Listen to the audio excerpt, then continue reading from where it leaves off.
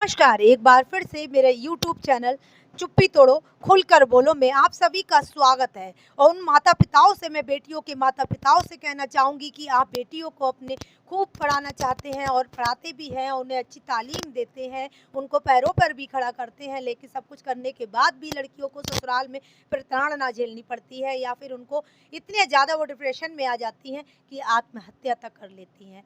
तो मैं उन माता-पिताओं से कहना चाहूँगी कि अपनी बेटी की शादी में आप शान और शौकत में जो पैसा खर्च करते हैं, वह उस पैसे से अपनी बेटी के लिए उसको एक प्लॉट लेकर दे दें, उस पैसे को सिक्योर कर दें ताकि आपकी बेटी का भविष्य जो है वो उज्जवल हो और वो भी अपने आप को मजबूत महसूस करे।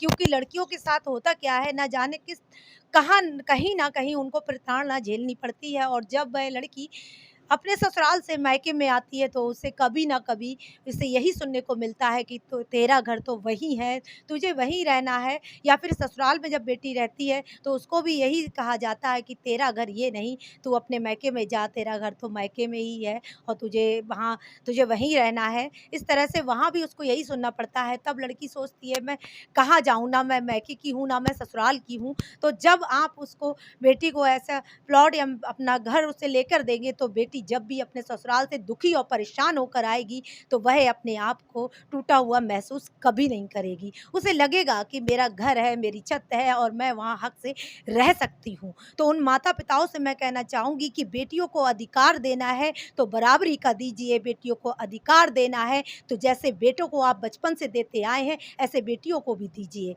अगर बराबरी देनी है तो बेटों को बराबर दीजिए। हिस्सा इसलिए ये कहना गलत है। कुछ माँ-बाप कहते हैं कि हमने बेटी की शादी में पैसा खर्च कर दिया तो अब हम उन्हें हिस्सा क्यों दें? या फिर हमारी देखभाल तो हमारे बहू और बेटा करेंगे तो हम बेटियों को भी हिस्सा क्यों दें? तो ऐसा बिल्कुल ना सोचें क्योंकि ये कहना बिल्कुल गलत है। क्योंकि जो पैसा आपने शादी में खर्च किया, बेटी ने नहीं कहा कि मेरी शादी में इतना पैसा खर्च करो। वह पैसा आपने अपनी मर्ज़ी से वो भी आपने ससुर को दिया, ससुर से दामाद को गया, लेकिन बेटी को कुछ नहीं मिला। बेटी के हाथ खाली के खाली ही हैं। ऐसा इसलिए ये कहना बिल्कुल गलत है। और देखभाल करने की रही बात, तो बेटियों ने नहीं कहा कि आप शादी करके हमें पराए घर भेजो। आप चाहो तो अपने घर रख सकते हो, बेटी को अपना घर दीजिए, हिस्सा दे दीजिए, जैसे आप बेटों को देते हैं। तो बेटी भी अपने आप को कभी टूटा हुआ महसूस नहीं करेगी और किसी के हाथों, किसी के द्वारा वो ठगी नहीं जाएगी और उसे लगेगा मैं मजबूत हूँ, मैं अपनी हर बात को रख सकती हूँ, मैं अपने अधिकारों के लिए लड़ सकती हूँ।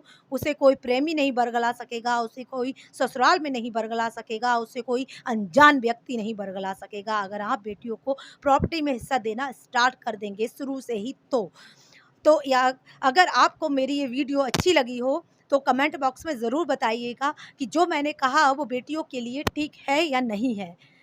Thank you.